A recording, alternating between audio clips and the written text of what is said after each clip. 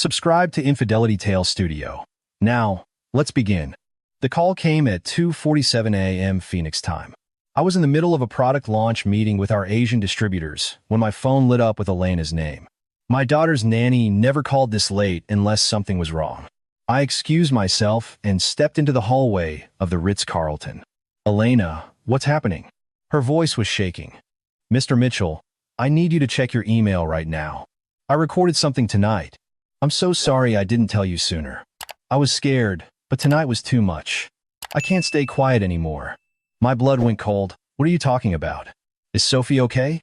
Please, just watch the video. Then, call me back." I opened my email with trembling fingers. Elena had sent 3 video files with a message that read, "This has been happening for 2 months. I finally got proof. I'm sorry." I clicked the first video. My living room appeared on screen. The camera angle was strange, probably from Elena's phone hidden somewhere on a shelf. My wife Rachel was standing over my 7-year-old daughter Sophie, who was on her knees scrubbing the hardwood floor with a small brush. Sophie's arms were shaking from exhaustion. Rachel's mother, Diane Whitmore, sat on my leather couch, watching with a glass of wine in her hand. Her sister Patricia was beside her, scrolling through her phone. "You missed a spot," Rachel said, her voice cold. "Start over." "Mommy, my arms hurt." Sophie's voice was so small, so tired. "Can I please stop?" Rachel grabbed Sophie by the hair and yanked her head back. My daughter cried out in pain. "You don't stop until the floor is perfect. This is what happens when you embarrass me in front of my book club. You spilled juice on Mrs. Henderson's purse. Do you know how that made me look?" I said I was sorry. Rachel slapped her across the face. The sound echoed through my phone speaker. Diane laughed from the couch. "She's got spirit, just like her father. You'll need to break that." I watched my daughter sob while scrubbing floors at what the timestamp said was 11:43 p.m. on a school night. I watched my wife pour cold water on Sophie's head. When she slowed down, I watched my mother-in-law suggest putting Sophie in the garage like the help when she finally collapsed from exhaustion. I opened the second video. Sophie was locked in our basement laundry room in the dark. The only light came from Elena's phone, filming through a crack in the door. My daughter was curled up on the concrete floor, crying for me. "Daddy, please come home. Please. I'll be good. I promise I'll be good." The timestamp showed she'd been down there for 4 hours. The third video broke me completely. Rachel was holding Sophie's hand over the lit burner on our gas stove. Not touching it, but close enough that I could see my daughter's skin turning red from the heat. "This is what happens to little liars," Rachel said calmly. "You told Elena that Grandma Diane was mean to you. Were you lying, Sophie?" "No, Mommy, please. Say you were lying." "I was lying. I was lying. Please stop." Rachel released her hand. Sophie collapsed to the kitchen floor, cradling her burned palm against her chest. Diane's voice came from off camera. "She needs to learn. Marcus spoils her rotten when he's home. We're doing him a favor." I don't remember ending the meeting. I don't remember getting to the airport. The next thing I knew clearly was calling my head of security, Victor Chen, from the back of a taxi. Victor was former CIA. Recruited him 3 years ago when Mitch Tech hit its first billion-dollar valuation. He'd assembled a team of 12 operators who handled everything from corporate espionage protection to personal security. "I need you at my house in Scottsdale right now," I said. "Full team. My daughter is being abused. My wife, her mother, and her aunt are the perpetrators. I want them contained until I arrive. No one leaves, no one gets hurt, but no one leaves." Victor didn't ask questions. "ETA? I'm booking a flight now. 3 hours minimum. We'll be there in 40 minutes. What about the nanny?" "Elena stays. She's the one who sent me the videos. She's on our side." "Understood. Rules of engagement? Whatever it takes to keep Sophie safe. If anyone tries to leave or destroy evidence, you have my authorization to use necessary force." I hung up and called the airline. First class to Phoenix was sold out. I bought 4 seats and told them to remove the other 3 passengers. I didn't care about the cost. Every minute felt like an hour. The flight was the longest 3 hours of my life. I should tell you how I met Rachel Whitmore. It explains everything that came after. I grew up in a trailer park outside of Tulsa. My father worked oil rigs until his back gave out when I was 12. My mother cleaned houses for families who had what we didn't. I learned to code on a donated laptop from a church charity program. Taught myself everything from YouTube tutorials and library books. By 25, I'd built a logistics software that helped trucking companies optimize their routes. By 30, MitchTech was worth $50 million. By 35, when I met Rachel at a tech conference in San Diego, I was managing a $2 billion empire. Rachel was beautiful, sophisticated, came from old Arizona money. The Whitmores had been ranchers and real estate developers for 4 generations. Her father had passed away years ago, but her mother Diane still controlled the family trust and made sure everyone knew it. When Rachel showed interest in me, I thought I'd finally made it. A trailer park kid from Oklahoma had won the heart of Arizona royalty.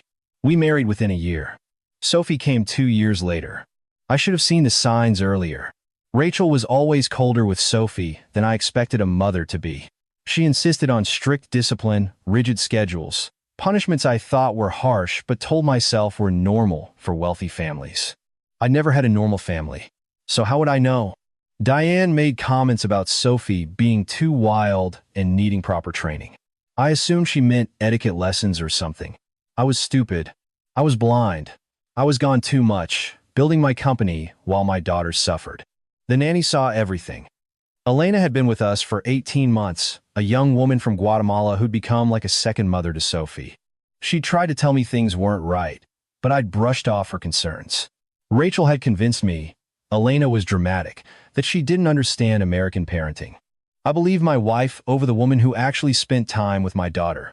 That mistake will haunt me forever. The flight landed at 6:15 a.m. Victor was waiting on the tarmac with a black SUV. Status, I said, climbing into the passenger seat. All 3 women are contained in the living room. Your wife tried to call the police when we arrived. Carter took her phone.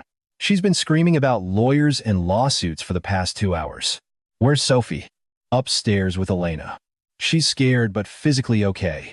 The burns on her hand are first degree, not severe. Elena's been treating them with aloe. And the evidence? We've secured all their phones and laptops.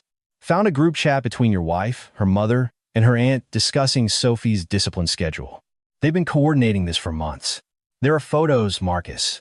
Things I didn't show you because I knew you needed to focus on getting here safely. I stared out the window at the Arizona sunrise. The desert had never looked so ugly to me. Show me. Victor handed me a tablet.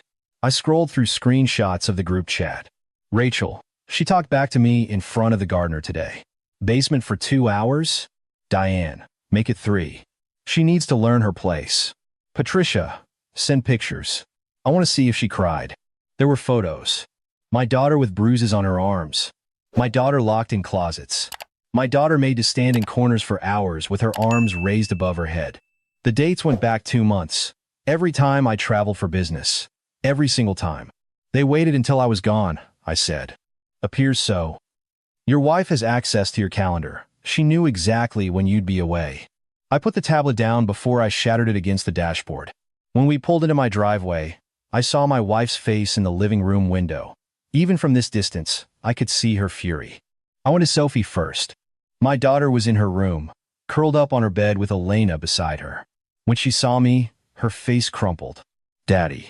I held her carefully, mindful of her injuries. She was so small in my arms, shaking like a leaf. I'm here, baby. I'm so sorry I wasn't here. I'm so sorry.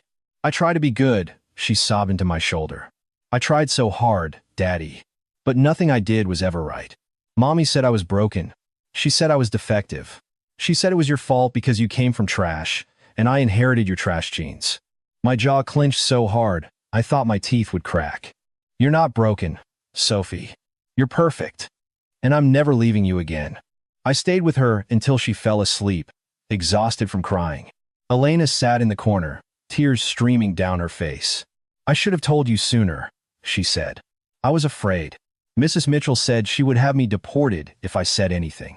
She said no one would believe an immigrant over her. You did the right thing, Elena. You saved my daughter. I won't forget that. I kissed Sophie's forehead and went downstairs to face my wife. The living room looked like a standoff from a movie. Rachel, Diane, and Patricia sat on the couch with zip ties around their wrists. 4 of Victor's team members stood at each corner of the room. My wife's perfectly styled hair was disheveled, her designer clothes rumpled from hours of struggling. "Marcus, thank God," Rachel said when she saw me. Her voice shifted instantly from angry to sweet. "These men broke into our home. They assaulted us. This is kidnapping." I sat down across from her and said nothing for a long moment. Just looked at her. Tried to find the woman I thought I married somewhere in those cold eyes. "How long, Rachel? How long what?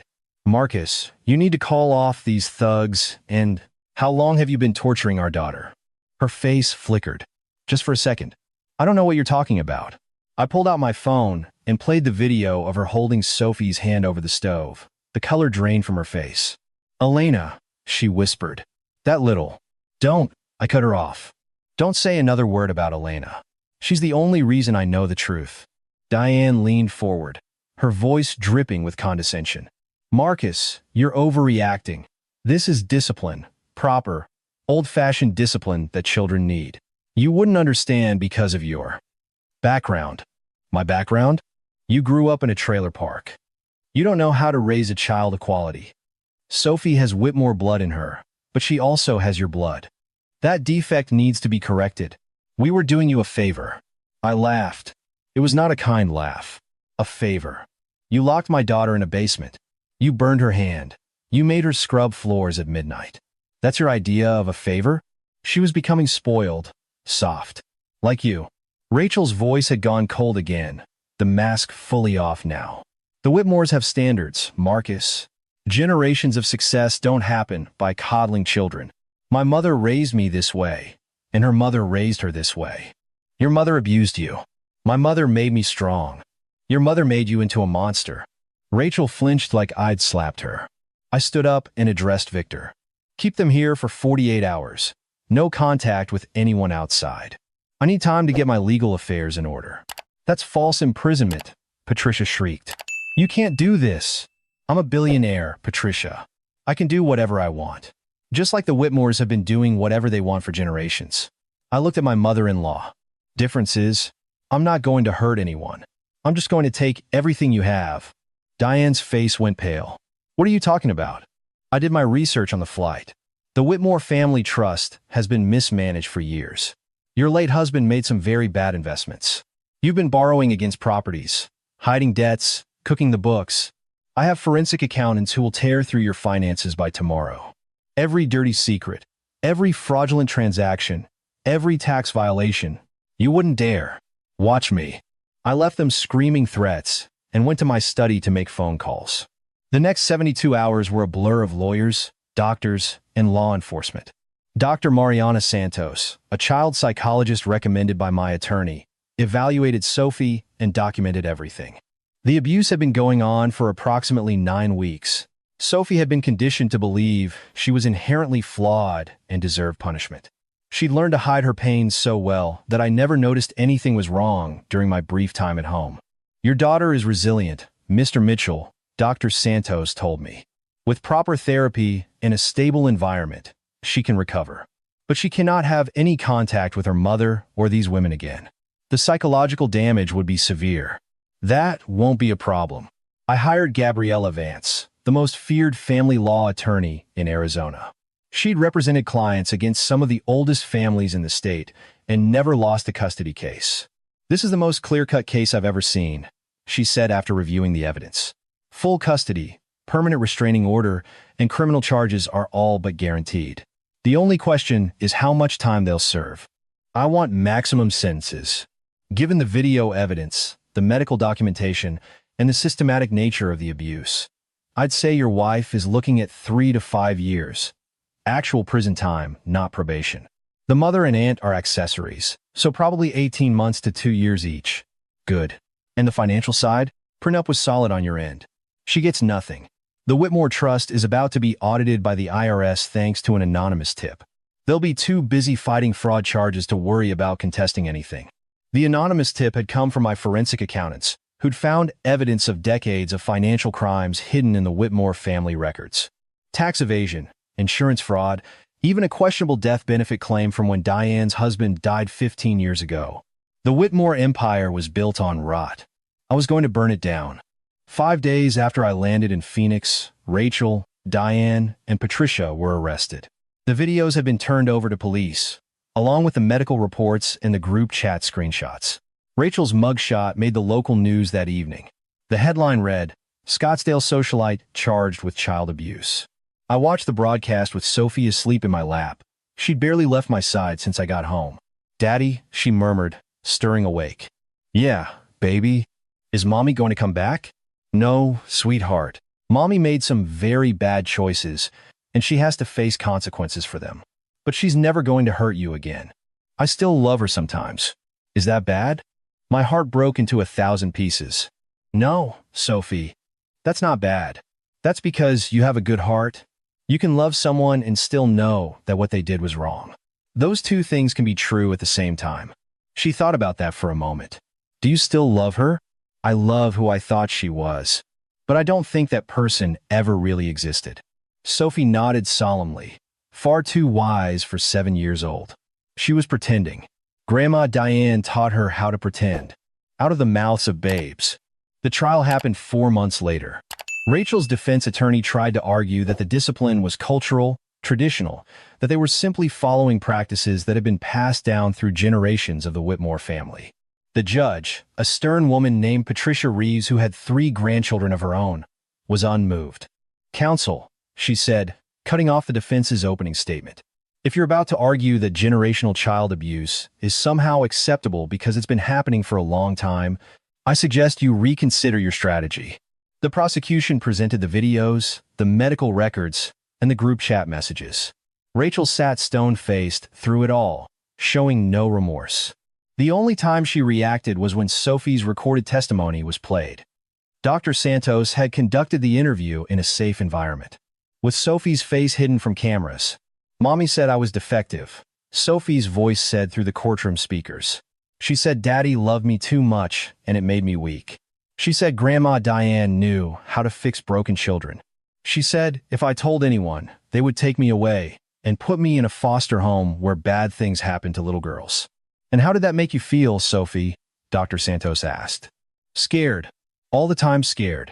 I didn't want to go to a foster home. Daddy came from a foster home, and Mommy said that's why he's trash." In the gallery, I saw one of the jurors wipe her eyes. The verdict came back in less than 2 hours. Guilty, on all counts. Rachel received 7 years in state prison for aggravated child abuse and cruelty to a child. No possibility of parole for the first 5 years. Diane received 4 years as an accessory and for conspiracy to commit child abuse. Patricia received 3 years. When the sentences were read, Rachel finally broke her composure. She turned to look at me, and what I saw in her eyes wasn't regret or shame. It was pure hatred. "You'll regret this," she mouthed. "I'll get out. And when I do..."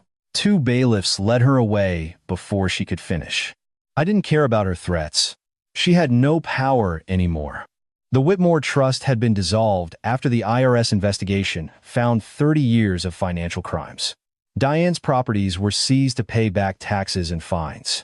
Patricia lost everything she'd inherited.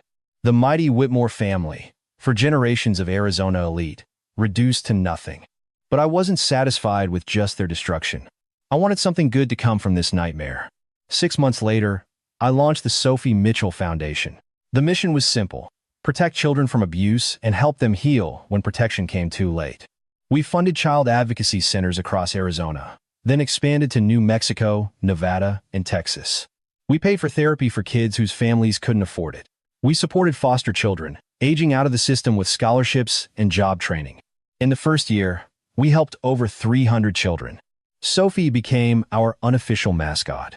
She did art therapy as part of her recovery, and her paintings hung in our foundation offices, bright, colorful images of sunshine and flowers and animals. The darkness was fading. One evening, about a year after everything happened, I found Sophie in the living room working on a new painting. "What are you making, sweetheart?" She held up the canvas. It was a house, with a big yellow sun overhead and 2 figures in front of it. A tall one and a small one, holding hands. "That's us," she said proudly. "In our happy home."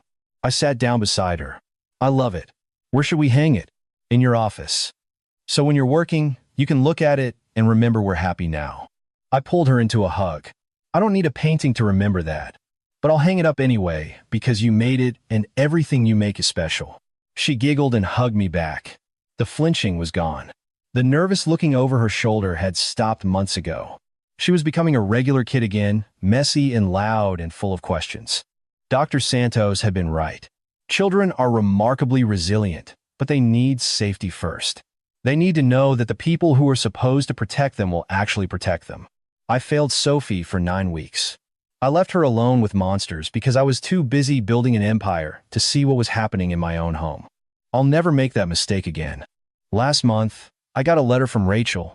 She's been trying to contact Sophie for over a year, but every letter goes straight to my lawyer. This one, though, she addressed to me. Marcus, it read, I know you hate me. I know what I did was wrong. But I'm not a monster. I was doing what my mother taught me. It's all I knew. I've been going to therapy in here, and I'm starting to understand how damaged I am. How damaged all of us Whitmores were. Generational trauma, they call it. Please let me see Sophie. Please let me explain. I want to be better. I want to try. I read the letter twice. Then I put it through the shredder. Maybe Rachel is getting better. Maybe therapy is helping her understand the harm she caused. I hope so, for her own sake. But Sophie doesn't need explanations. She doesn't need her mother's attempt at redemption. She needs peace. She needs stability. She needs a childhood free from the fear of being locked in basements or burned on stoves or told she's defective. She needs me to protect her, and that's exactly what I'm going to do.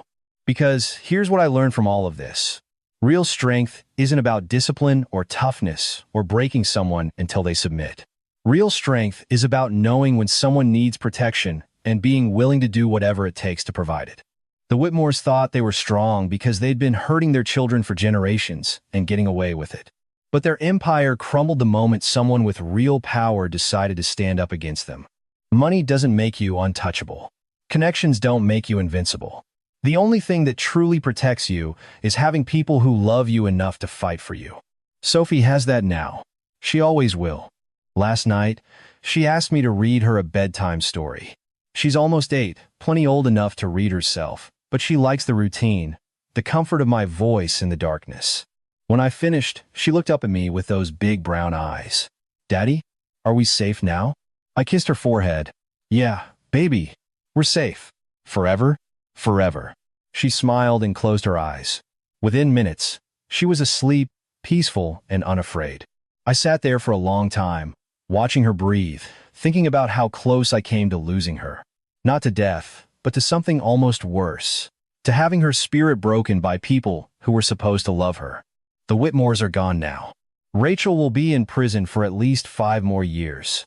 Diane and Patricia are serving their sentences in different facilities. Their money is gone. Their name is ruined. Their legacy is shame. And my daughter is healing, painting pictures of sunshine, building sandcastles at the beach, learning that the world can be safe and kind when you have the right people around you. That's my victory. Not the trials, or the sentences, or the destroyed empire. Sophie's smile. That's the only victory that matters. And there you have it. Another story comes to an end. What did you think? I'd love to hear your thoughts in the comments below. If you enjoyed this story, consider joining our community by subscribing. It means the world to us.